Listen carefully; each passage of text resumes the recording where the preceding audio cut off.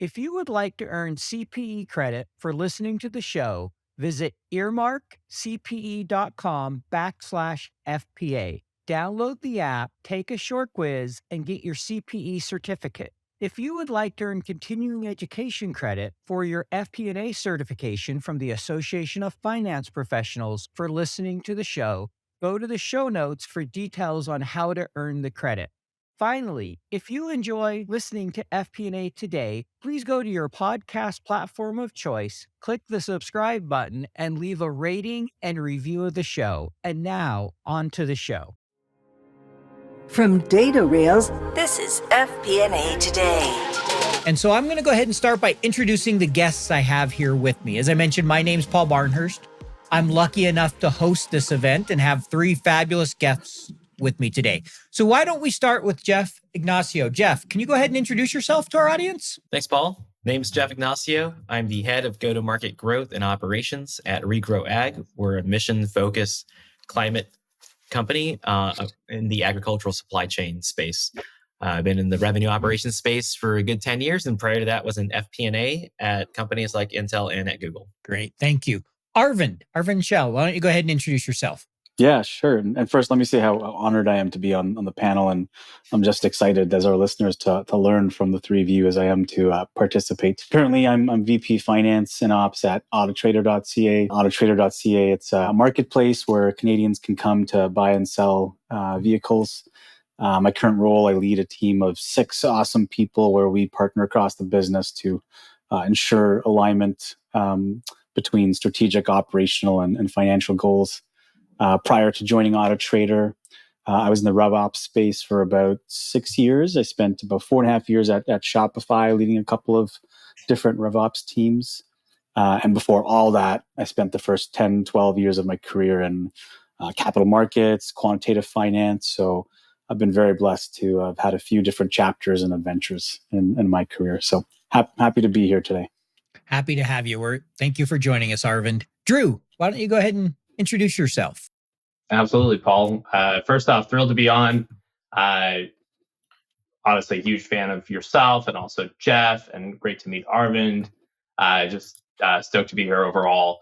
VP Revenue at SCS Cloud. We're a revenue operations and financial operations consultancy, doing implementations, upgrades, alignment across primarily revenue and finance teams. And that's our mission. Seen a lot in terms of my background, mostly on the consolidated go-to-market operations side. Originally come from marketing, PR, and also as an AE. Then bringing into marketing operations, sales operations, and then most recently at Mad Kudu and HashiCorp. Before that, a certain amount of CS Ops as well. Interacted heavily with Jeff as well, in his capacity. I would consider Jeff a mentor to a degree, and stoked to be on the panel with him in his capacity at RevOps Co-op. Thank you, Drew, for that introduction.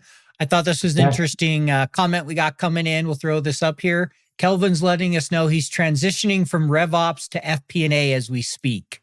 So I think many on our panel have done that, so they can relate either one way or the other, from FP&A to RevOps or RevOps to FP&A. So thank you for sharing. Just to mention, we have guests coming from all over the globe. We got Canada, Ukraine, Romania, Madrid, London, Singapore, Mexico.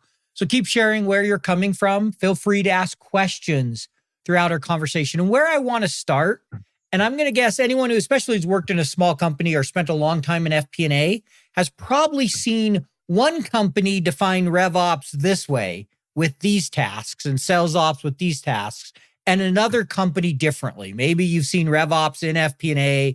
Maybe you've seen it sit in sales ops. Maybe you're not sure what they are and how they all work together sometimes, because it can be very different from company to company. And I see some smiling from the panelists. I think they can relate to that. So why don't we start by giving each of you an opportunity to just state how you define revenue operations. What do you think of when you hear the term RevOps? And for this question, why don't we start with you, Arvind, on this one? When I think of RevOps, I really think of that function that helps keep all the different go-to-market pieces aligned. So what's in go-to-market typically? some combination of sales, customer success, and marketing. And so RevOps sits at the center there, and really make sure that those teams have the right systems, the right tooling, the right technology, the right reporting, the right operating rhythms, to keep all those functions aligned and make sure that go-to-market strategy is how execution against the strategy is occurring, and also identify where there's opportunities to identify new strategic opportunities. Thanks, Arvind. How about yourself, Drew? What would you maybe add to that or change from your perspective? I agree with Arvind on the majority there. I think the operating cadence is central, and I think you'll hear that probably from Jeff as well. The main point is that I would divide strategic revenue operations versus deep or entrenched revenue operations being a split between directional or advisory level information, strategic level information, forecast, capacity, planning, which are often owned by FP&A organizations. I would consider that strategic RevOps, whereas you have the aspect of entrenched or systems level RevOps being that data supply chain function that feeds those decisions, right? So they are truly interlocked. There's no way for them to exist without one or the other. But how you organize them really depends on the organization that you are in and how that organization goes to Thanks market. for that, Drew. I agree. Jeff, your thoughts on this? Yes, I'm working on getting this in the Webster's dictionary. I have an inquiry, so hopefully they'll follow up with me. But I've defined it as the revenue operations as the discipline of aligning go-to-market strategy and execution through 4 key pillars. And those 4 pillars are process, enablement, advisory, and systems excellence. So strategy and execution, P's in a pod, PEAS, process, enablement, advisory, and systems. Wait, say that again one more time. I got to make sure I got it right. Enablement. Process, enablement, advisory, and systems. Got it. Process, enablement, advisory, and systems. I like it. It took me a minute, but I got there. So let's go to the next question. We're going to start with one here. Now that we've talked a little bit about definition, how have you typically in your career, and I use the term typically loosely, but how have you seen revenue operations, finance operations kind of working together during your career? How have you seen that, kind of the functions coordinate and work together? And Drew, why don't we start with you? Sure. Well, I can speak to the first operations role that I took on was transitioning from a director of corporate marketing at a media firm to really like head of marketing operations. And I reported directly in that capacity to the CFO, which is really an interesting point. And I think, whether that makes sense for operations to report directly to CFO or not is really, again, dependent on the organization and kind of the I would say go-to-market savvy or maturity of the organization, right? Because in terms of a consolidated CRO role, that may make more sense. But I really enjoyed reporting directly to the CFO because of the accountability within campaign reporting, within metrics, alignment to finance, alignment to budget, right? And being able to really have that quick back and forth facilitated with the financial wing of the organization, and then report back on findings and results to the finance org. I wouldn't say that that's typical necessarily, but I will say that that's how I started my career. And I found that was also a really fascinating aspect that was echoed in a later point in my career when I was at HashiCorp. If you look at the go-to-market functionality that was in place there, and the firm ended up going public, and just really had a great scale period. The organization also was headed by somebody who had an accounting background. So the CEO there, right, had an accounting background, and I think that rigor in terms of the go-to-market and also the finance organization was really deeply entrenched there. And we worked very closely with finance, in terms of quota structure, commissioning, the alignment with, we also rolled out CPQ during my tenure there, and really making sure that the go-to-market organization was aligned with the capability to not only meet targets, but also meet them effectively in terms of a degree of variance within the financial Thank you. expectations. Appreciate that, Drew. Jeff, how about yourself?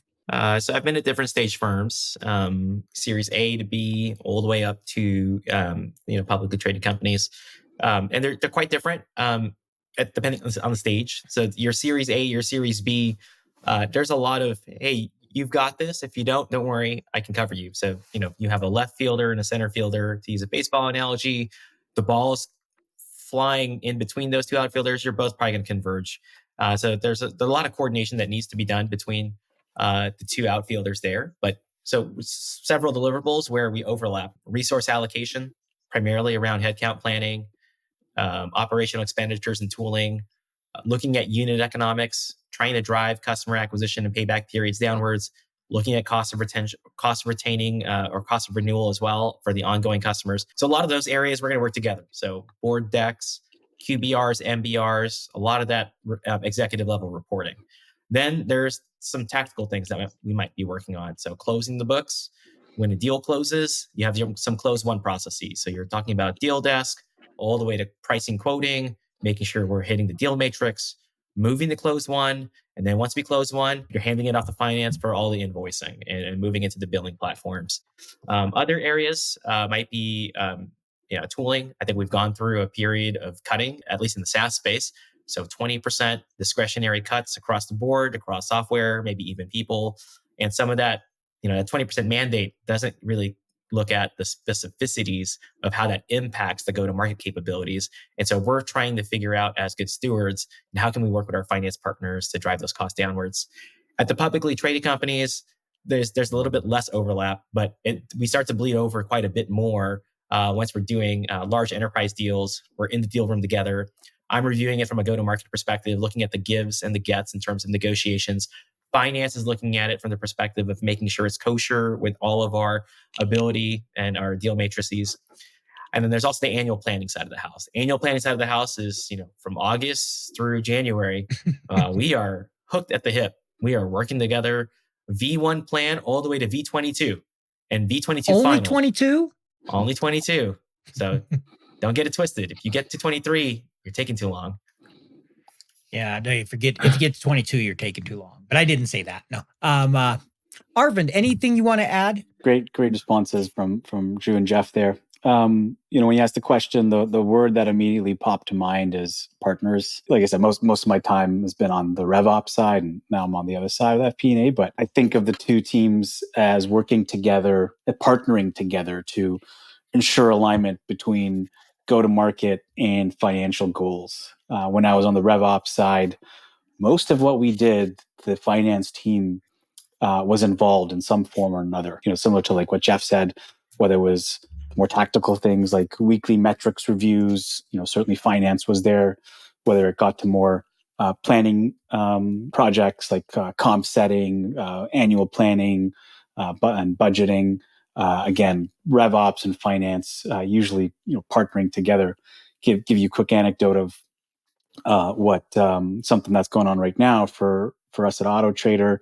Our product team, they're thinking about making some changes to the product roadmap in the back half of the year, and that puts some of our revenue, budgeted revenue, at risk. So my team and the RevOps team were working to identify, well, based on the changes in that product roadmap, what's the revenue at risk with the commercials of the product changing, and then what's the plan to sort of plug the hole? How are we going to migrate customers from that one product to the new product? How much do we think will successfully migrate? Which ones might there be churn?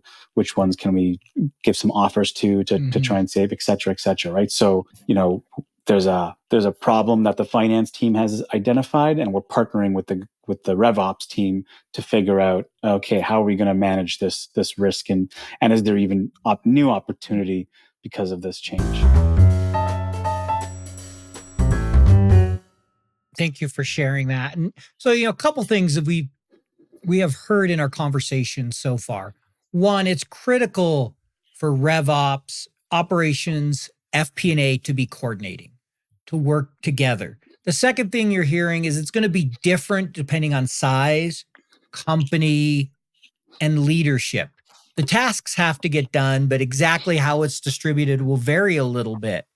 But the key message, and I think we'll come back to this again and again throughout this conversation, is the importance that we're all working together and that we're all coordinating, and that there are some clear differences between the tasks, even though at times they can be blurred or a little overlap. I want to ask a question here. So I don't know how many people may know him, but I had Scott Stouffer. I think you know who he is, Jeff, right?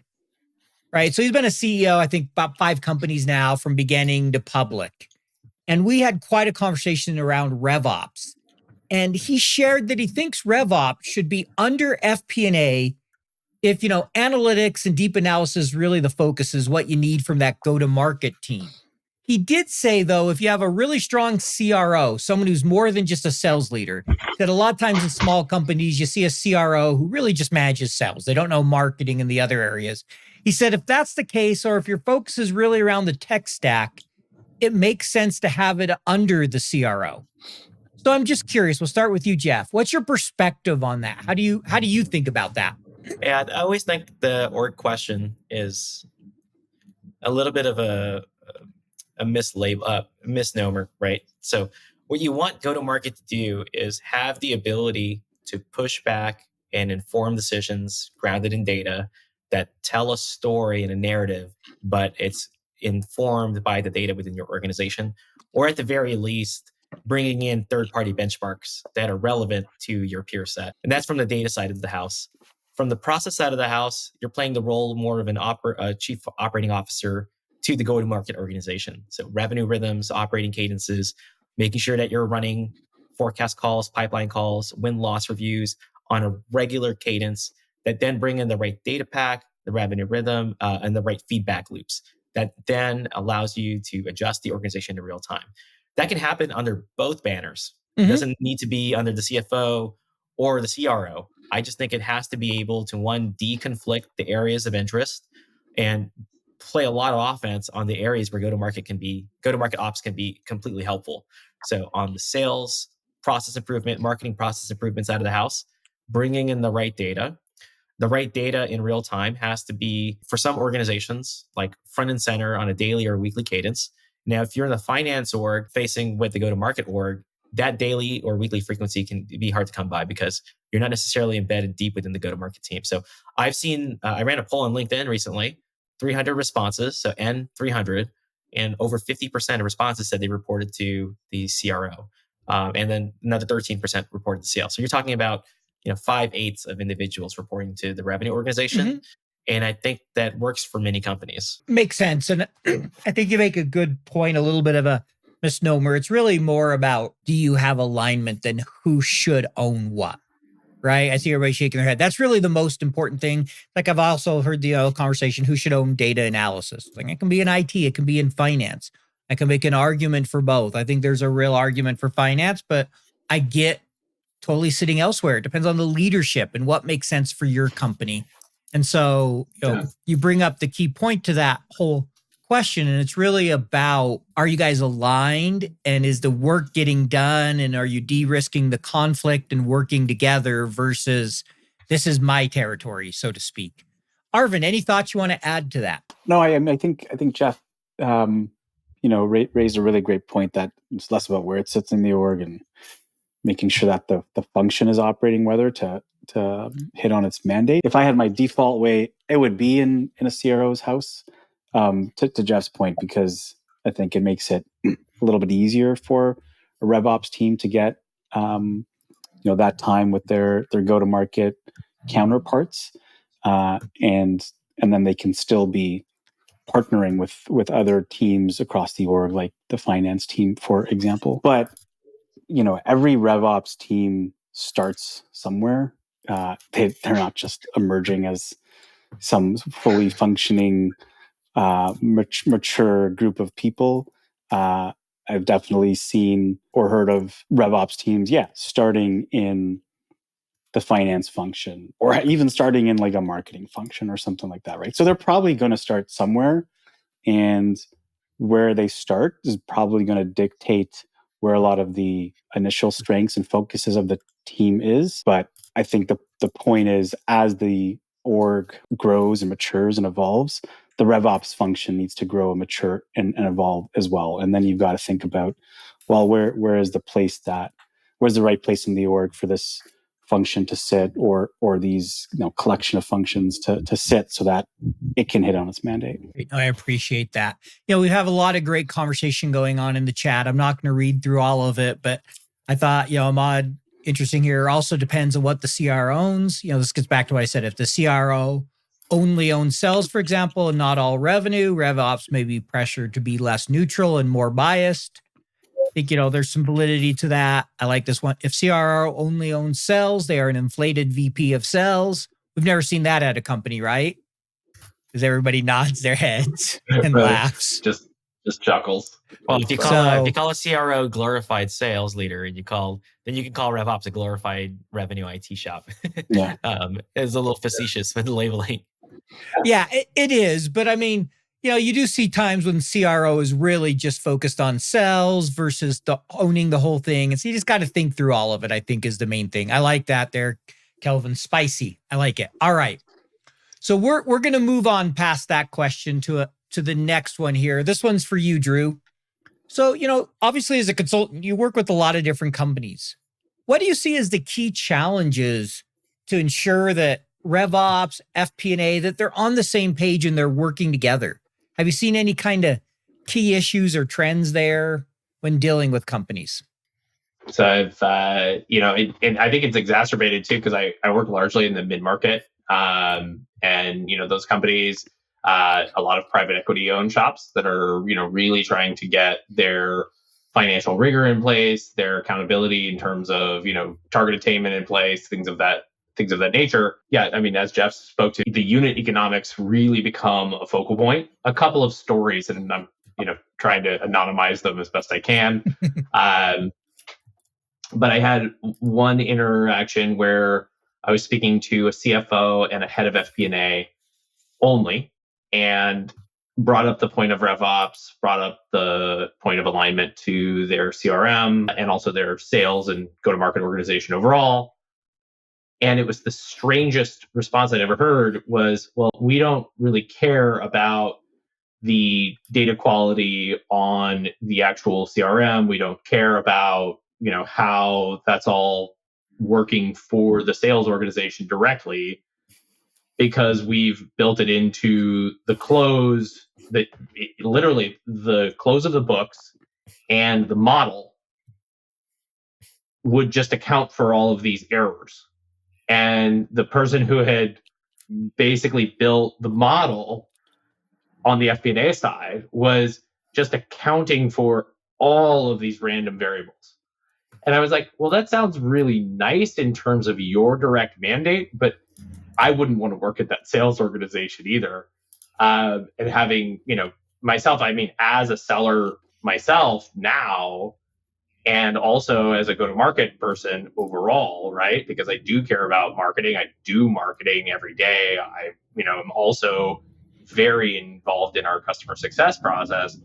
I just kind of went, that sounds like a real rough scenario for the actual experience of that data supply chain, the systems, and the visibility within the go-to-market organization overall. So that was a very interesting experience there.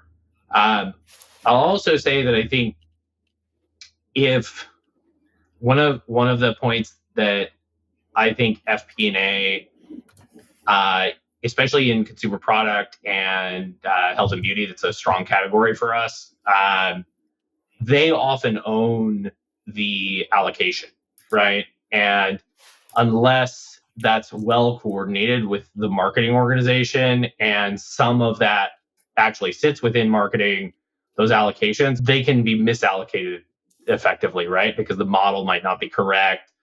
And making sure that there is really strong, this goes back to my very early career was in consumer products, and direct marketing was the aspect of being able to take the campaign performance and directly turn that around on a fast basis and get the new allocation established in order to optimize that budget and potential marketing performance as well, just in terms of your ROMI and your ROAS. So those points are really interesting at the top of the funnel. Yeah, and one thing you said there really struck with me as you shared, hey, we don't care what they do, we just fix it all on the back end. Right. If you're doing that, stop and have the conversations. You may have to continue to do it for a time. I've done it. I've fixed a lot of things on the back end, but you always need a long-term, hopefully short-term strategy to fix it on the front end. Because it makes no sense to be like, you can have all your data wrong. We don't care. We'll get it right over here. So they're doing analysis on data that's wrong, and you're doing it on analysis that's right. And then what happens, you get into a meeting and Joe says, I have 1.2 million for CAC. And Pete says, I have 1 million. You spend the whole time fighting about why it's right or wrong versus accomplishing anything. And I can see Drew laughing. I'm sure Jeff can relate to that one as well. So that would be my comment there, is always try to fix the data at the source. I have been in roles. I worked in an FP&A role where my whole role was coordinating between sales ops and rev ops and trying to help fix everything in Salesforce. And I was constantly talking to them versus I'll just figure out how to fix this on the back end.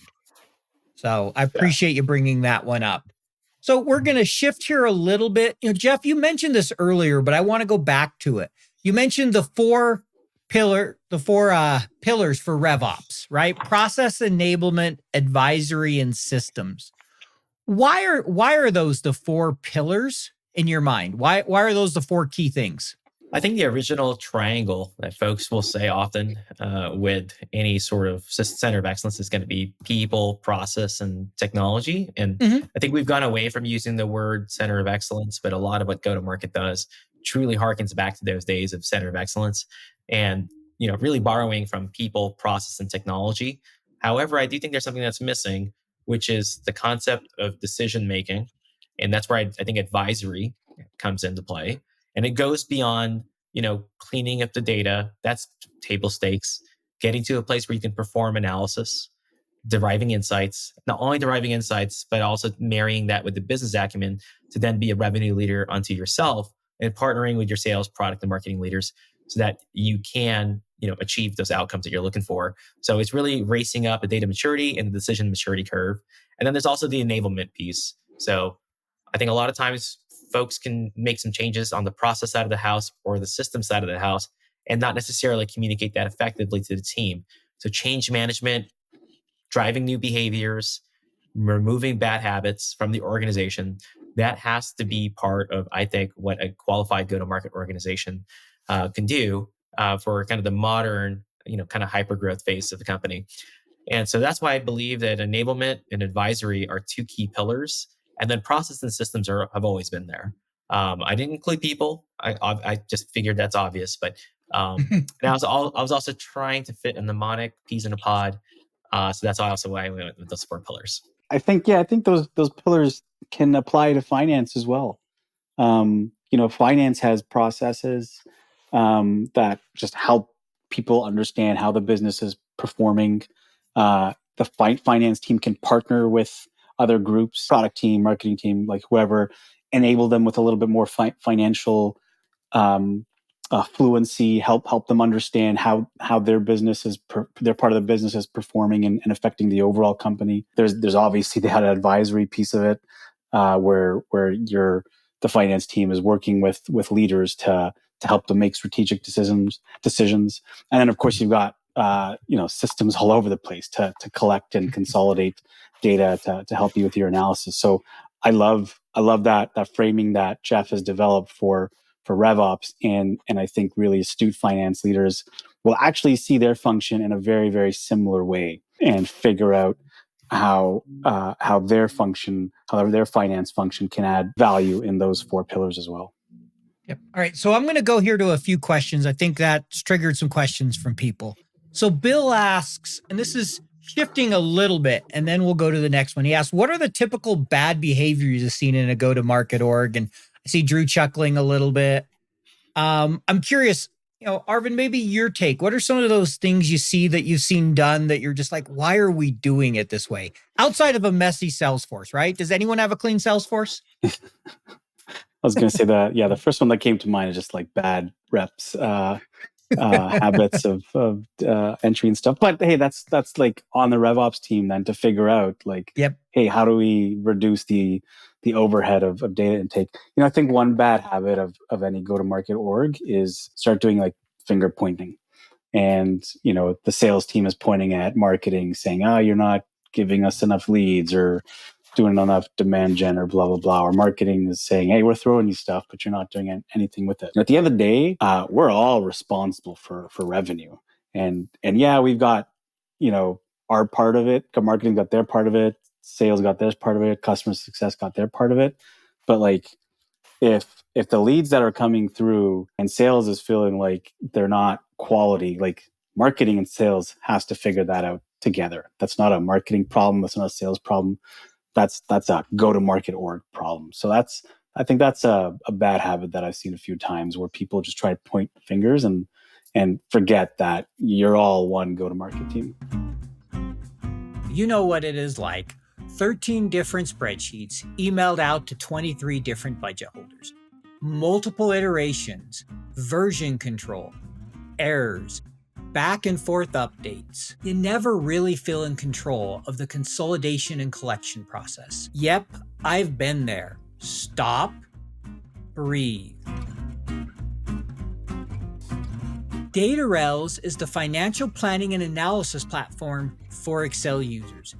DataRels takes data from all your company's disparate sources. No organization is too complex, consolidating everything into one place, secured in the cloud.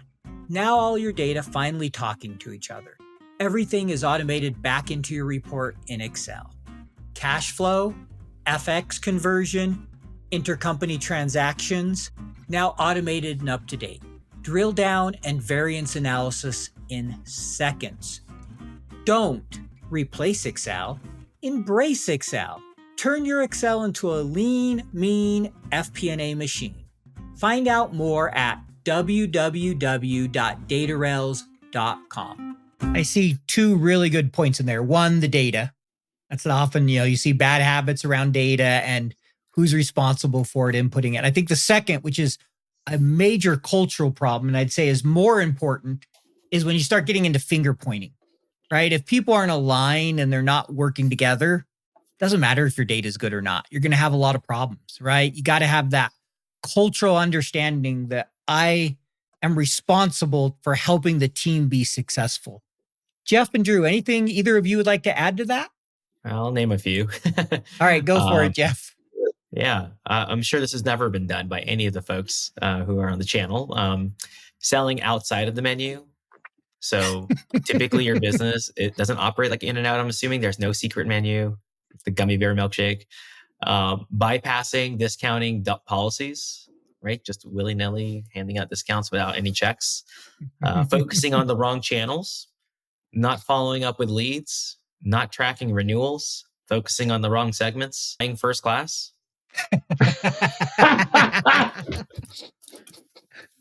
Oh, that's a good list. Amazing. So I'll share one I ran into we had one where our Salesforce had been set up in such a way I had to approve as the director of FP&A any deals over a certain percentage. And I just got promoted. I got my first deal, one of the first ones I got, and I denied it because we were going to lose. It like made no sense. I'm like, why did you sell it at this price? And I immediately get a call from the sales guy. Well, the customer's already signed the contract. I'm like, wait a second. I haven't even approved it. He's like, yeah, we can print them before you approve it. I'm like, so why am I rubber stamping this? Like, what's the point here? And I immediately went to our ops team and said, okay, we need to fix Salesforce. And I told the salespeople, yeah, we're not doing that game anymore. But I did it in a way where I said, come to me if you need to do a discount and let's discuss what makes sense. Help me understand what you're doing with this customer, not just, okay, it's 15% no, not just trying to be the no person, but really working with them. And it ended up being a really good thing in the long term because I developed some great relationships with our sales team. And they started to realize I was a resource to help them, not a hindrance. But initially they were pretty mad at me. They were not happy because they were being allowed to pretty much do whatever they wanted. And I'm like, yeah, it's not a good idea, right? But I tried to not do it in a finger pointing way. Like, what are you guys doing? It's like, how do we solve this together? So that was a good learning for me. Just when you said that, Jeff, it reminded me of that experience. All right. So if we move on here, I want to ask a kind of a little bit of a different question for you, Jeff, because I think you're the one here that went from FP&A to RevOps. Why'd you make what brought you to make the change? Why did you switch? Prior to finance, I was in sales. So I wore a bag, and I thought for sure I was never going to go back into supporting the sales organization or be anywhere close to go to market. So I ended up going to business school, pivoted to FP&A, and sure enough, at Google, I was the sales FP&A partner. And I remember asking myself, how did I get here? Oh yeah, okay, well, it's fine. I started enjoying the role, and I partnered so much with the sales operations team that, quite frankly, we had a lot of overlap. We talked about this earlier within the hour, and quite frankly, I found a lot of joy in what I was doing. So made the switch to sales operations a year later at a hyper growth company. There, I brought a lot of what I did in finance, so a lot of data analytics. Taught myself some hard skills like SQL, BI. Really getting the data out of a raw database, and then surfacing those insights and working face to face with the sales organization to get closer to the customer. I actually wanted to get more towards the strategic side of the org and the acquisition side of customers, and I thought sales operations was a natural extension. But there's not a day that goes by, even now, 10 years later, where I don't leverage a lot of the skills that I developed during my FP&A days. Great. Thank you for sharing that. And I'll add two thoughts here. One, I've said this a number of times on LinkedIn. I encourage anyone working in FP&A to try to get, at least at one time during your career, a role outside of FP&A. I think operations is a great place. It just gives you appreciation for the rest of the business that if you spend your whole time in finance, you often don't get. And I imagine Jeff could tell some stories having seen both sides of that. And the second thing he's mentioned a couple times and others have, the importance of insights. And there's a quote I love from former Jim Cook, former CFO of Netflix. He said, remember, your product is not a spreadsheet. Your products are the analysis and insights you provide. And I think sometimes we get so focused on the spreadsheet and what we're building that we forget the purpose. And so I think you brought up some really good points there. So next question I have here is for you, Arvind. Something we often see, I think a real challenge we see is making sure we're all defining and reporting metrics the same way, right? You see sales may have one thought, marketing may have another, customer service, finance, etc. Anything you can share with us, any advice on how you go about making sure they're aligned? Yeah, when we're talking about a metric, I think there's sort of three who's to it. There's who defines it, who reports it, and who's accountable to it. And ideally, it's not the same team or same person that's doing all three. Hopefully there's a little bit of a separation there. But I think the defining it and reporting it, if that team's the same, that's fine. But I think the first step is to define on those sort of three areas. Who's the owner? Who's the person who's going to be defining it? Who's going to be reporting it? And ultimately, who's accountable to that metric? So, super quick, simple example, something like weighted pipeline. Maybe it's the RevOps team defining how the weighted pipeline gets calculated, and then it's maybe the RevOps team or the data team. They're actually building up the reporting infrastructure around it, and then ultimately it's the sales team that is sort of accountable to the size of the pipeline versus revenue targets. So I think having that common understanding of, well, for a metric, who's the person who's actually owns the definition of it, who are we entrusting with giving us accurate reporting on it, and they're keeping on top of the data systems or the data supply chain. I think Drew keeps saying, I like that term, and who's responsible for how that metric's performing. Having clarity on those, I think, helps keep everyone aligned on ensuring you're looking at and defining and reporting metrics the same way. Appreciate that, Arvind. I really like how you broke that down into the three buckets: the defining, the reporting, the accountability, and the importance of not having it all sit with the same person, right? Having what we want to call separation of duties in finance often, right? Drew, I see you nodding your head a lot. Any thoughts or anything you want to add to that? It's actually a cross between systems or process systems and the enablement aspect of things is really having a structured data dictionary within your organization. I mean, really at an actionable level, that is something that I find missing all the time, or something that's grossly out of date. So much so that recently, from an advisory perspective, I engaged with a client and it was the first thing I brought up.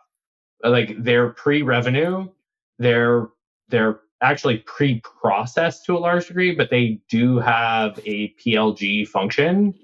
And I immediately said, look, what's your data dictionary in terms of the product tracking and the tags and making sure that your naming convention is tight, your actual definition of what all of those things are, so that you can do aggregations and roll-ups and actually start to track product-led growth metrics accordingly, right? And then that builds into, of course, your modeling later on, right? Because you're looking at the bridge between product-led growth overall to self-serve conversion or self-serve pay to eventually a product-led sales model, right? Where you're bridging to the enterprise motion after that. And I think all of those things, I mean, really one of the most critical steps is just data dictionary, making sure that you have those data points tagged, aligned, mapped out, and everybody knows what. Since you've been our fun one to discuss data dictionary, we're going to throw this question your way, Drew. Should the data dictionary be like Wikipedia or Webster's? If the latter, who owns it? Any thoughts on that?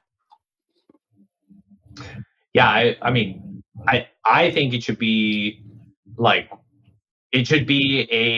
a combination of the two. So I would say that, if you have a relatively decentralized organization, it should be like Wikipedia with a review function, right? Where you have somebody who is the ultimate arbiter of acceptance or qualification, right? And I would say that needs to be probably at the C level, right? Because I mean, it finally rolls up there, but of course, like tracking all of those specific points. And I think it could also, a strong VP RevOps could definitely take that role and say, like, no, this is what everything means, and this is the tiebreaker, and this is how we're going to adjudicate the final definition. So there needs to be an official final document, but it could be crowdsourced in terms of the base level documentation. I agree, you could do the base level, but at the end of the day, you need somebody who owns it and says, hey, this is the final definition. So I think ultimately it's more like Webster, in that someone has to own what that true definition is. But I think without having a little bit of that Wikipedia where people can comment and provide their input, it's hard to get buy-in. 100%. I can still remember one company I joined and we were trying to switch to be more of a SaaS business and having the conversation of just trying to align with the CFO and the CRO and a bunch of people what a booking was. Yeah, you'd think something as simple as that would be easy. No, there were all kinds of definitions for a booking. And so it's really important to have those conversations and make sure people are heard, because it can be a real challenge. But, one thing it leads to is the data dictionary and good data is even more important today as we see more and more AI coming, because AI relies on lots of data. And so I'm curious to get all of your guys' thoughts on the panel here. How do you see AI impacting the operations function? Maybe today, what have you seen, kind of in the last year? And how do you think about it in the future? And then if you're using it, maybe just a little bit of how. So I guess on this one, we'll start with you, Drew. I actually think that, somebody who's dug in on this more than any of us is actually Jeff.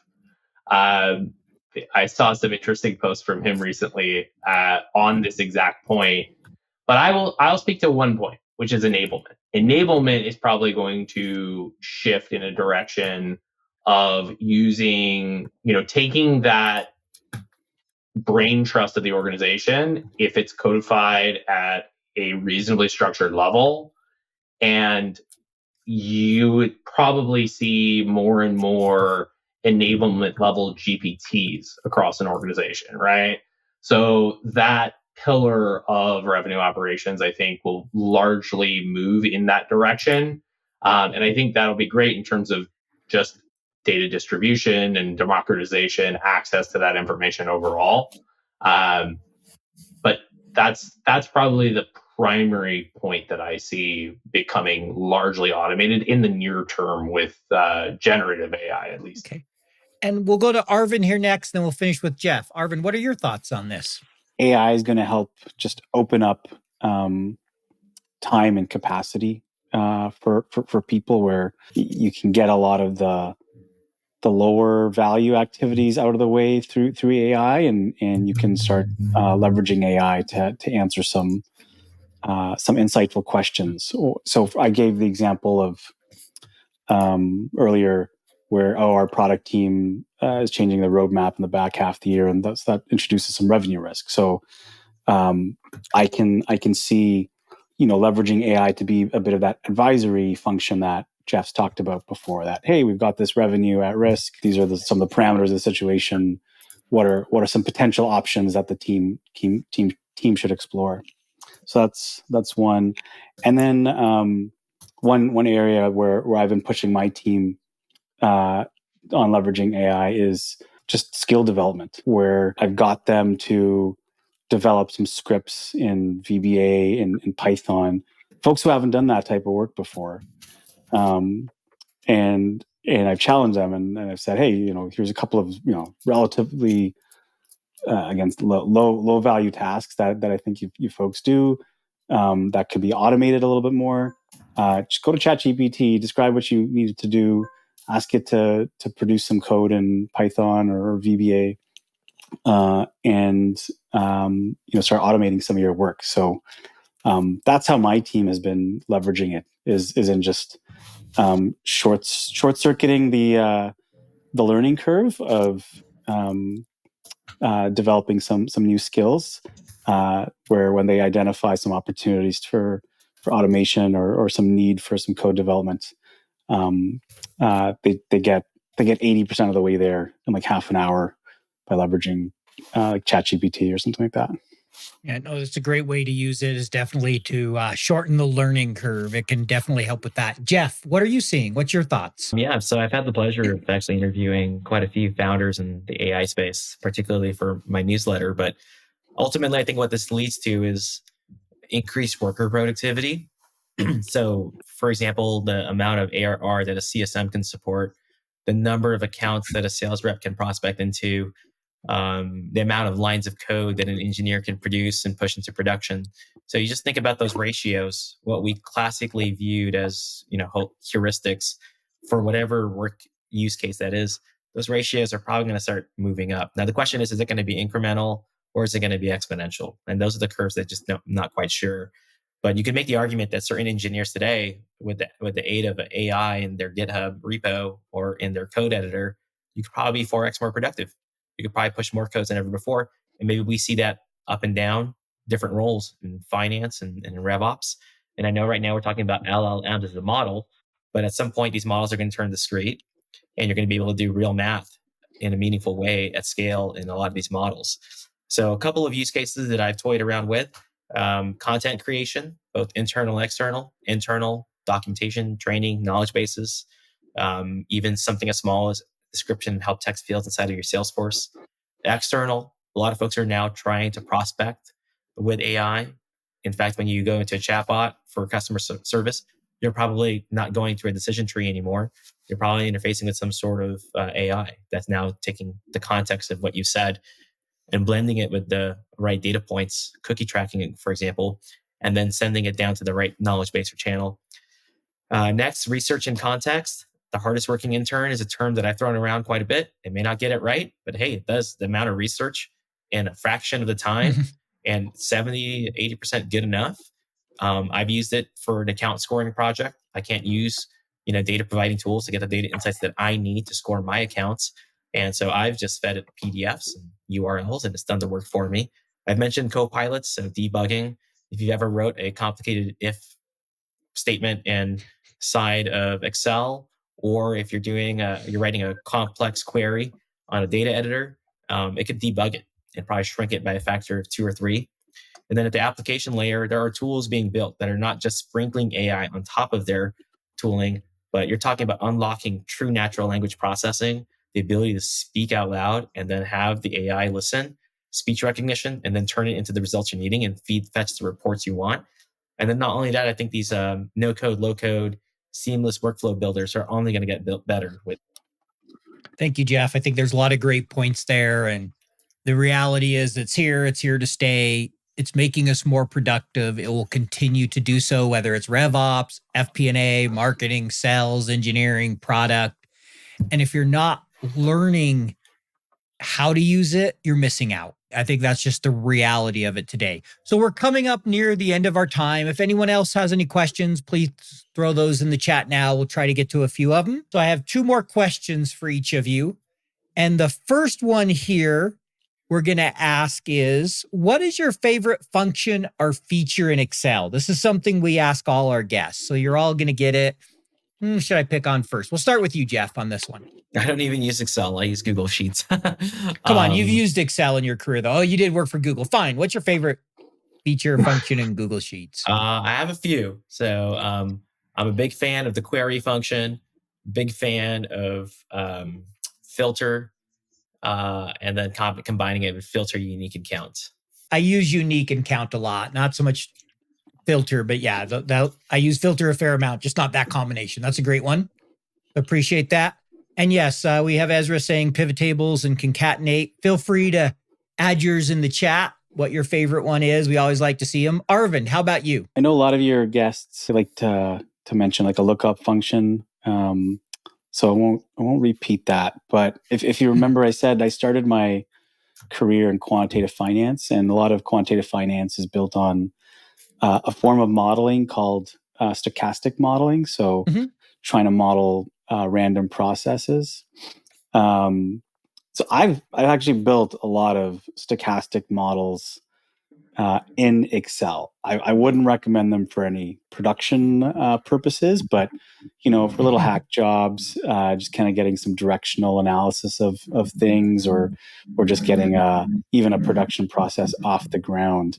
Excel is still pretty reasonable for building stochastic models, and so just by using even the rand function, and I can't remember if it's norm s inverse or norm s dist, but combination of those two, and you can basically create a stochastic model all on your own, all in Excel. So I'll go with the stochastic modeling functions in Excel.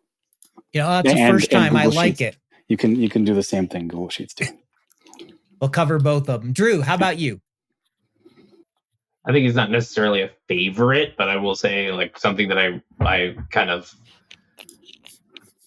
used again very recently, and I think it's underappreciated, is just trim. I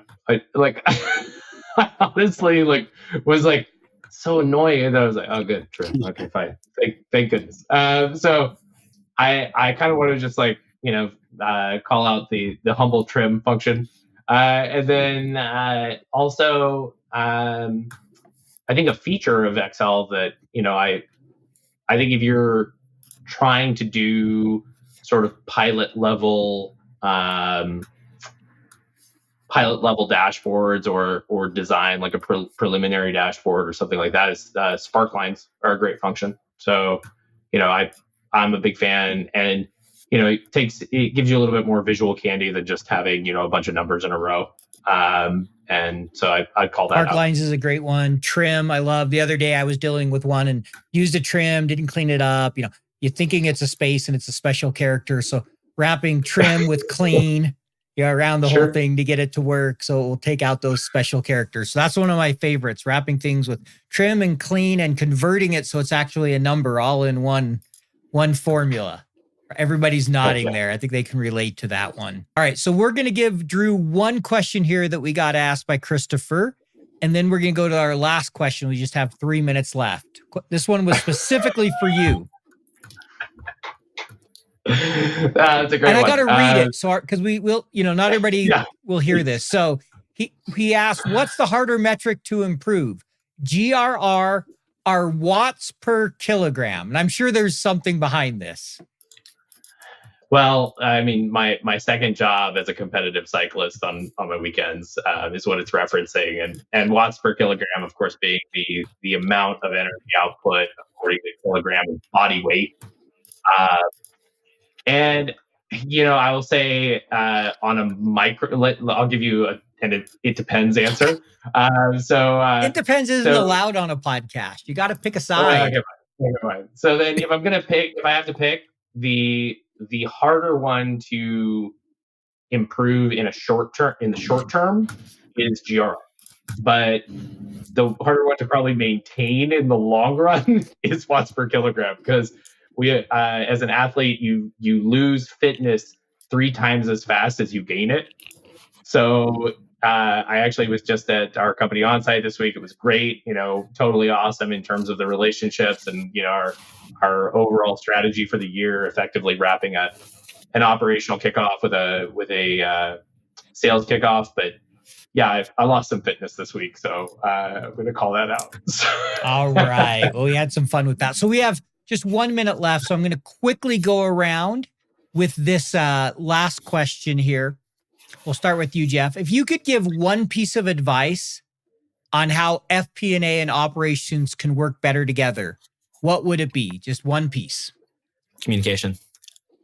Arvind. Empathy for operators. I like it. Drew. I think building on top of those two is consideration. And what I mean by that is really trying to stack on top of empathy and communication that reality of how it is within that area. So, taking it maybe one step further, and that cross-training, cross-functional aspect is super critical. Thank you, Drew. I appreciate that. And I love that. The communication, the empathy, the building on top of it there, the things that were mentioned. There's a lot of human element to all this, and keep that in mind. You're dealing with people, not just systems. And again, thank you for joining us, Jeff, Drew, Arvind. If our guests want to get a hold of any of them, you can find them on LinkedIn. I know they're all out there, so feel free to reach out to them. And thanks again for joining us today.